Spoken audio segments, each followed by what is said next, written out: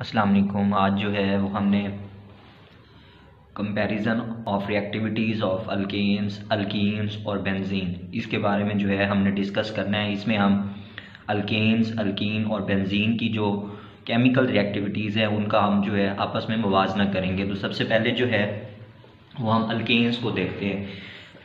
अब देखें, अल्कीन्स जो है वो हमारे पास अनरिएक्टिव क्लास ऑफ कंपाउंड है पड़ी कि अल्कीन्स को अगर देखें तो वो हमारे पास क्या हैं पड़े, अनरिएक्टिव हैं पड़े।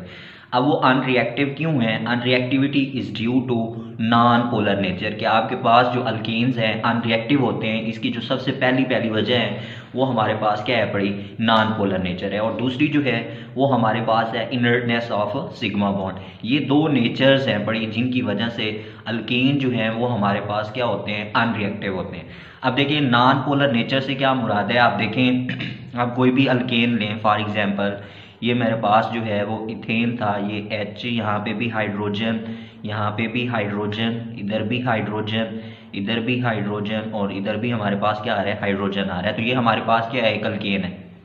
आप देखें यहाँ पे ये जो कार्बन और कार्बन के दरमियान बॉन्ड है, अगर हम इसका इलेक्ट्रोनेगेटिविटी डिफरेंस चेक करें तो वो हमारे पास क्या आ रहा है, 0 आ रहा है। कार्बन 2.5, ये भी 2.5, तो आप इनका डिफरेंस चेक करें तो वो 0 आ रहा है। अगर आप कार्बन और हाइड्रोजन का देखें तो यहाँ पे हमारे पास क्या आता है, 0.4 आता है। कार्बन 2 पॉइंट जो है वो 5 होती है, हाइड्रोजन जो है वो 2.1 होती है। तो आपका डिफरेंस क्या आ रहा है, 0.4 आ रहा है। अब आप देखें कि आपके पास अल्कीन के अंदर जितने भी बॉन्ड हैं वो आपके पास नॉन पोलर नेचर के होते हैं। नॉन पोलर नेचर क्या है कि आपके पास जब भी दो सिमिलर एटम्स के दरमियान कोवलेंट बॉन्ड बनता है या फिर आपके पास जो है उनका इलेक्ट्रोनेगेटिविटी का डिफरेंस जो है वो 0.0 से लेके 0.4 तक अगर आ रहा हो तो आपके पास ऐसे बॉन्ड जो है वो क्या होते हैं, नॉन पोलर नेचर के अंदर होते हैं।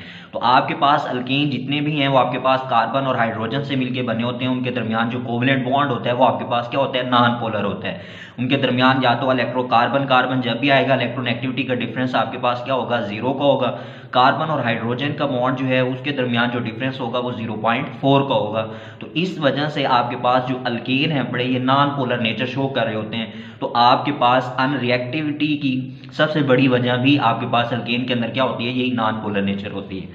फिर उसके बाद देखिए इनर्टनेस ऑफ सिग्मा बॉन्ड।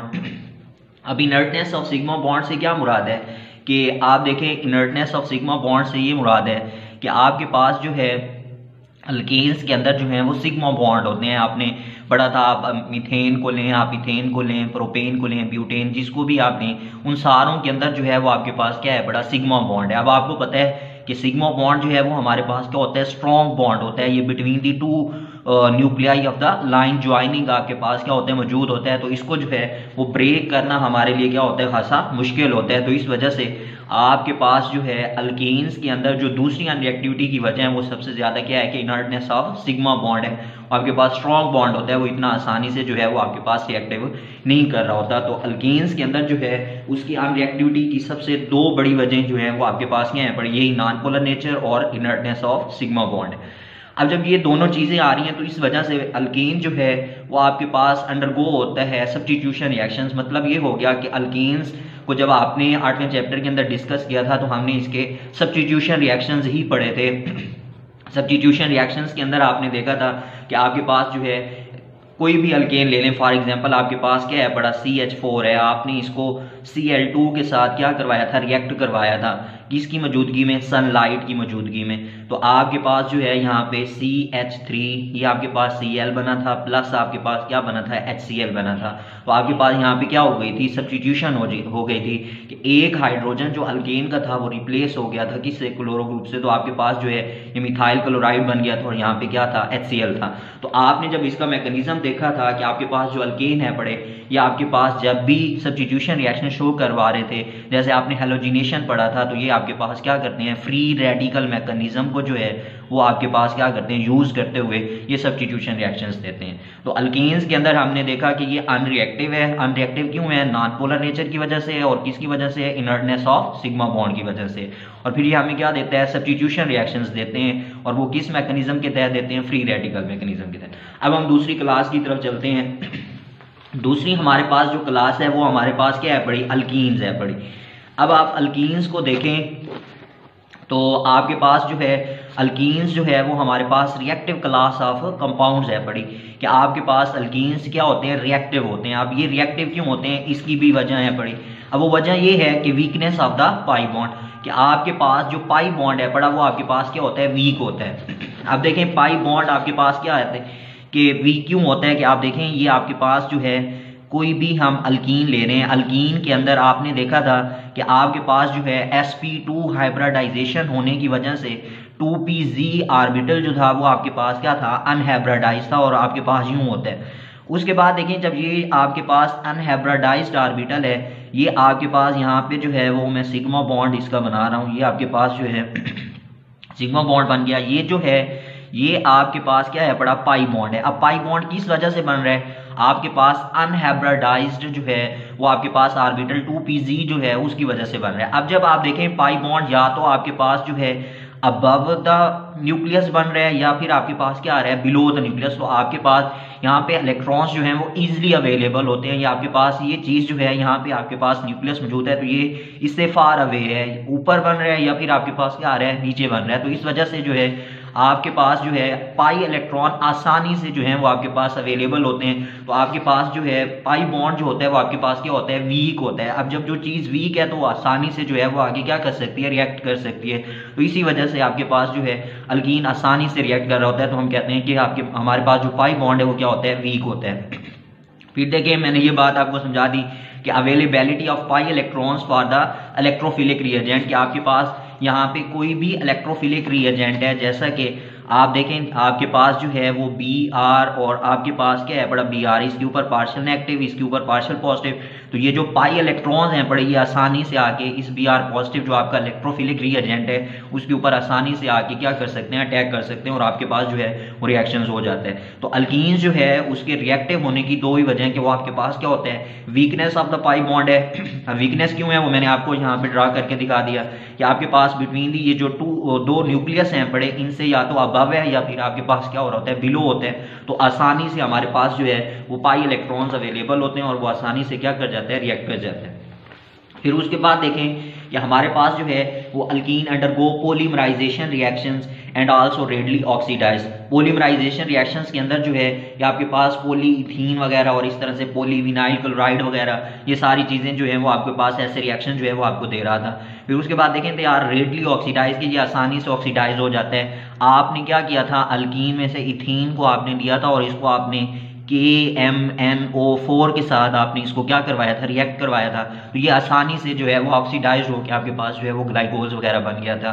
तो आपके पास बेंजीन जो है वो क्या हो जाता है, रेडली ऑक्सीडाइज हो जाता है। फिर उसके बाद देखें थर्ड क्लास जो है वो हमारे पास बेंजीन आ रही है। अब बेंजीन के अंदर देखें तो बेंजीन जो है वो हमारे पास यूनिक इन इट्स बिहेवियर है पड़ा। अब इसका क्या मतलब है कि आप देखें बेंजीन का यहाँ पे स्ट्रक्चर में ड्रा करूँ कि आपके पास जो है ये बेंजीन है, अल्टरनेट पोजीशंस के ऊपर डबल और सिंगल बॉन्ड क्या है मौजूद है। अब यहाँ पे देखें डबल बॉन्ड जब मौजूद हैं तो आपके पास ये बात इंडिकेट करती है कि ये हमारे पास क्या है, हाईली अनसेचुरेटेड है पड़ा, कि इसके अंदर जो है वो 3 डबल बॉन्ड मौजूद हैं। लेकिन आप इसको नेचर के अंदर देखें तो बेंजीन जो है वो हमारे पास क्या करता है, सेचुरेटेड शो करवाता है। अब ये हमारे पास क्या है कि सेचुरेट क्यों है, क्योंकि हमारे पास जो है यहाँ पे ये जो पाई इलेक्ट्रॉन्स हैं पड़े ये हमारे पास क्या हो रहते हैं, डीलोकलाइज्ड होते रहते हैं यूं। तो आपके पास जब ये डीलोकलाइज्ड होते हैं तो बेंजीन हमारे पास क्या होता है, स्टेबल होता है। तो हमारे पास जो है बेंजीन स्टेबल क्यों होता है, ये सारी बातें जो है वो हमने पीछे डिस्कस की थी।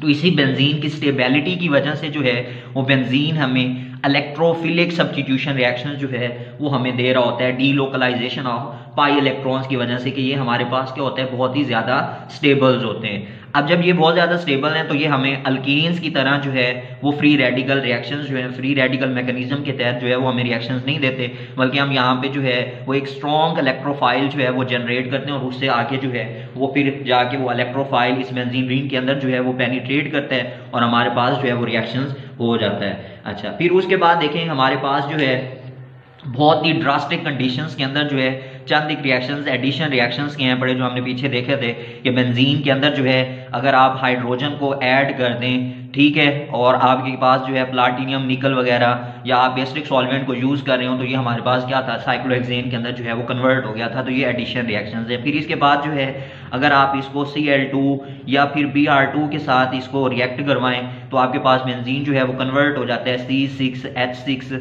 अगर आपने Cl2 लिया था तो ये आपके पास जो है वो Cl6 के अंदर जो है वो कन्वर्ट हो जाएगा। अगर Br2 होगा तो फिर ये Br6 के अंदर जो है वो कन्वर्ट हो जाता है।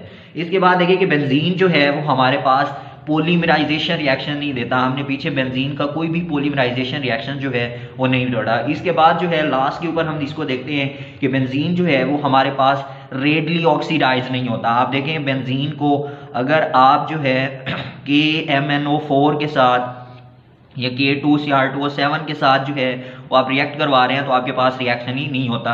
लेकिन अगर आप इसी को विनीडियम पेंटाऑक्साइड की मौजूदगी में जो है वो रिएक्शंस करवाएं, आप कैटालिटिक ऑक्सीडेशन करें तो फिर आपके पास बेंजीन जो है वो ऑक्सीडाइज्ड हो जाता है। और ऑक्सीडाइज्ड होने के बाद जो है वो आपको मैलिक एनहाइड्राइड जो है वो आपके पास आता है। और मैलिक एनहाइड्राइड से जो है वो फर्दर आपके पास फिर इसी के अंदर अगर आप वाटर को ऐड कर दें तो आपके पास जो है ये चीज़ कन्वर्ट हो जाती है किस चीज़ के अंदर, मैलिक एसिड्स के अंदर। ये रिएक्शंस हमने पीछे जो है वो डिटेल से देखा था कि आपके पास ये चीज़ क्या है पड़ी, मैलिक एनहाइड्राइड है। मैलिक एनहाइड्राइड से आप इसके अंदर जो है वो वाटर को ऐड कर दें तो हमारे पास क्या बन जाएगा, मैलिक एसिड बन जाएगा। हम एनहाइड्राइड उस चीज़ को कहते हैं जिसके अंदर जो है वो वाटर मौजूद ना हो। तो आपके पास जो है इसके अंदर वाटर मौजूद नहीं है। जब आप इसके अंदर वाटर को ऐड करेंगे तो ये चीज़ हमारे पास क्या बन जाएगी, मैलिक एसिड बन जाएगा। तो ये हमारे पास क्या है पड़ी, रिएक्टिविटीज ऑफ अल्कीन। अल्कीन और हमारे पास क्या है पड़ा इसके अंदर बेंजीन है। तो अल्कीन जो है वो हमारे पास सबसे ज़्यादा रिएक्टिव है, फिर उसके बाद जो है वो बेंजीन है और फिर हमारे पास क्या आ जाता है, अल्कीन आ जाता है। तो आपके पास जो है ये कंपैरिजन ऑफ रिएक्टिविटीज़ था। फिर इसके बाद जो है ये चैप्टर एंड हो गया। अगर आप एक्सरसाइज की तरफ मूव ऑन करें तो हमारे पास जो है वो MCQs आते हैं। तो अगर आप पहला MCQs देखें तो उसके अंदर जो है वो हमारे पास आ रहा है कि बेंजीन मॉलिक्यूल्स कंटेन्स, आपके पास जो है बेंजीन मॉलिक्यूल्स के अंदर क्या होता है। तो आप देखें ये बेंजीन मॉलिक्यूल है, इस बेंजीन मॉलिक्यूल्स के अंदर आप देखें तो ये अल्टरनेट पोजीशंस के ऊपर क्या है, डबल और सिंगल बॉन्ड जो है वो मौजूद है। तो पहला ऑप्शन ये है कि 3 डबल बॉन्ड्स, फिर उसके बाद आ रहा है 2 डबल बॉन्ड्स, फिर आ रहा है 1 डबल बॉन्ड और आगे लास्ट के ऊपर डी ऑप्शन ये है कि delocalised of pi electron charge. तो आप देखें यहाँ पे हमने काफ़ी दफ़ा बात की है कि ये हमारे पास जो पाई इलेक्ट्रॉन हैं यहाँ पे ये क्या होते रहते हैं, डीलोकलाइज्ड होते रहते हैं। तो हमारे पास जो है इसका ऑप्शन डी जो है वो करेक्ट होगा। फिर इसके बाद देखें aromatic hydrocarbons are the derivatives.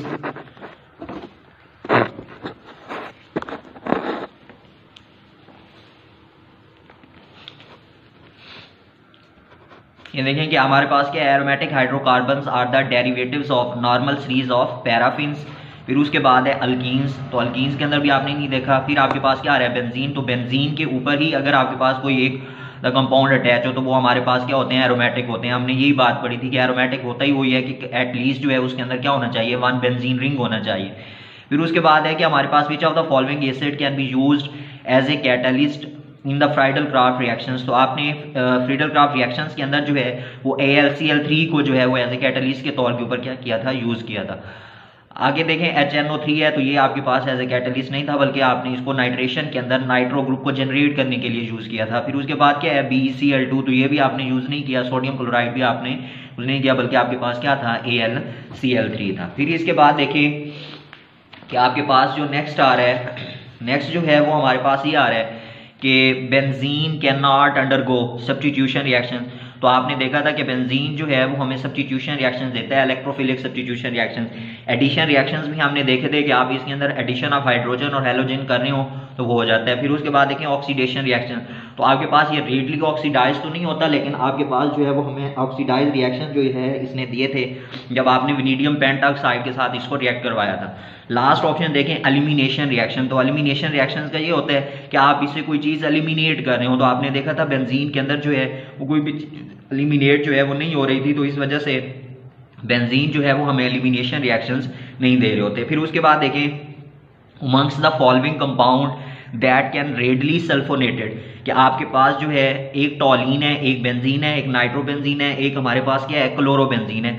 तो आपके पास जो है इन चारों में से सबसे जल्दी जो है वो हमारे पास सल्फोनेटेड कौन देगा, कि आपके पास जो है अगर आपने टॉलिन लिया हुआ है आप उसकी सल्फोनेशन करवाएं, या बेंजीन लिया हुआ है, या नाइट्रोबेंजीन लिया हुआ है, या क्लोरोबेंजीन लिया है, तो इनमें सबसे ज़्यादा तेज रिएक्शन जो है वो हमारे पास कौन देगा, तो वो हमारे पास क्या देता है, टॉलीन देता है। अब ये टॉलीन क्यों देता है कि आप देखें टॉलीन जो है ये चीज़ होती है आपके पास, ये बेंजीन, इसके ऊपर क्या है CH3। तो ये मैंने आपको काफ़ी डिटेल से वो जो orientation of electrophilic substitution reactions था वहाँ पे ये बातें समझाई थी कि हमारे पास जो है अगर इलेक्ट्रॉन डोनेटिंग ग्रुप हो तो हमारे पास जो है R2 और पैरा पोजीशंस के ऊपर क्या आ जाता है, नेगेटिव चार्ज आ जाता है। तो आपके पास जब नेगेटिव चार्ज आता है तो वो आसानी से इलेक्ट्रॉन्स जो हैं वो जाके किसी भी इलेक्ट्रोफाइल के ऊपर क्या कर रहे होते हैं, अटैक कर रहे होते हैं। तो हमारे पास जो प्रोडक्ट है वो R2 और पैरा पे आता है। तो यहाँ पे आप देखें एक टॉलीन है एक बेंजीन है। अब देखें बेंजीन के अंदर अगर आप देखें तो यहाँ पे आपके पास इसका कोई भी रेजोनेटिंग स्ट्रक्चर आगे जो है वो आपके पास नहीं बन रहा, या आपके पास यही इलेक्ट्रॉन जो है ये आगे जाके अटैक कर सकता है। लेकिन अगर आप इस टॉलीन को देखें तो यहाँ से एक हाइड्रोजन जो है ये यहाँ पे शिफ्ट होगा और फिर वो आगे सारा रेजोनेटिंग स्ट्रक्चर जो है वो बनेंगे। तो ये वीडियोस जो है वो मेरे YouTube चैनल के ऊपर जो है या Facebook पेज के ऊपर मोहम्मद शहबाज के नाम से है, वहाँ पे आप जाके सर्च करें तो ये वीडियो वहाँ पे भी आपको जो है वो मिल जाएगी। तो आपके पास R2 पैरा और ये मेटा डायरेक्टिंग ग्रुप जितने भी हैं तो ये उसकी सारी डिटेल जो है वहाँ पे मौजूद है। फिर उसके बाद देखें नाइट्रोबेंजीन आपका इलेक्ट्रॉन विदड्राइंग ग्रुप है। फिर क्लोरोबेंजीन है, तो ये भी आपके पास जो है वीक R2 पैरा जो है वो डायरेक्टिंग ग्रुप होते हैं। तो सबसे मोस्ट जो है वो आसानी से क्या देगा, हमारे पास टॉलीन देगा। फिर उसके बाद देखें during nitration of a benzene the active nitrating agent is, तो वो हमारे पास क्या है पड़ा, NO2 पॉजिटिव आ रहा है। फिर उसके बाद देखें which compound is the most reactive one,